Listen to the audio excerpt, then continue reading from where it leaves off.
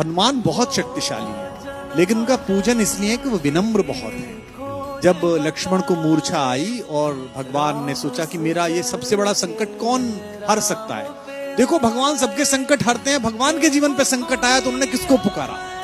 उन्होंने हनुमान से कहा कि तुम जाओ और संजीवनी लेके आओ। तो जब आकाश में हनुमान चले तो सूरज निकला हुआ था। आकाश में तो सूरज होता ही है, दिन कभी डूबता नहीं है।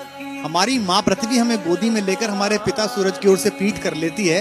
माँ को दोष दे नहीं सकते तो पिता को दोष देते हैं कि दिन डूब गया है। दिन कभी डूबता नहीं है, दिन तो निकला रहता है। सूर्य कभी अस्त नहीं होता। कैलाश भैया ने गाया, क्या कभी अंबर में। तो बेटा, सूरज कभी डूबता नहीं है। तो सूरज आकाश में मिला, और अगर सूरज इधर निकल जाता जहां लक्ष्मण लेटे हुए थे तो भगवान के जीवन का सबसे बड़ा संकट आ जाता। उनका भुजा जैसा भाई, जिसे वो अपनी भुजा कहते हैं दाहिनी, वो पृथ्वी छोड़ जाता और भगवान सहन न कर पाते। तो इतना बड़ा काम करने गए, और कितने ताकतवर थे। पंच तत्वों में से एक पवन के बेटे हैं।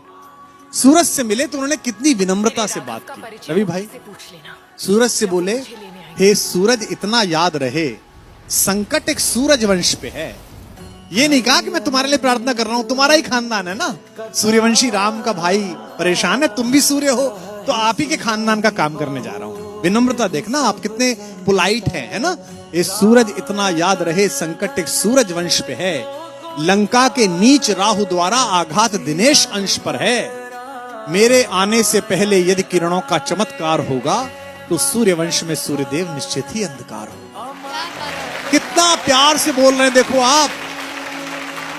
इसलिए छिपे रहना भगवान। जिसने राम के अलावा किसी को भगवान नहीं माना, वो हनुमान सूर्य से कह रहे हैं, इसलिए छिपे रहना भगवान, जब तक मैं जड़ी पहुंचा दूं मैं, बस तभी प्रकट होना भगवान, जब संकट निशा मिटा दूं मैं। आशा है स्वल्प प्रार्थना, ये जरा सी प्रार्थना सच्चे जी से स्वीकारोगे, आतुर की अर्थ अवस्था को होकर करुणार्थ निहारोगे। 8 लाइन की विनती के बाद धीमे से अपना विजिटिंग कार्ड दिया सूरज को। शक्ति पाना, यश पाना, लेकिन विनम्र रहना। आशा है स्वल्प प्रार्थना ये सच्चे जी से स्वीकारोगे, आतुर की आर्त अवस्था को होकर करुणार्थ निहारोगे। अन्यथा क्षमा करना दिनकर, अंजनी तने से पाला है, बचपन से जान रहे हो तुम हनुमत कितना मतवाला है। अन्यथा क्षमा करना दिनकर, अंजनी तने से पाला है, बचपन से जान रहे हो तुम हनुमत कितना मतवाला है। और धमकी भी कैसी दी। ये जो रवि भैया खड़े हैं ना आपके बगल में, इनके इलाका जहां से शुरू होता है, वह धमकी ऐसी दी जाती है कि इतना गोली मारेंगे कि खोखा बेच के करोड़पति हो जाइएगा। लेकिन हनुमान जी ने कैसी धमकी दी, कितनी विनम्रता से। ऐसा कोई नहीं बोलता, ऐसे बनना सब। आशा है स्वल्प, अन्यथा क्षमा करना दिनकर, अंजनी तने से पाला है, बचपन से जान रहे हो तुम हनुमत कितना मतवाला है। मुख में तुमको धर रखने का फिर वही क्रूर साधन होगा। बंदी मोचन तब होगा जब लक्ष्मण का दुख मोचन होगा।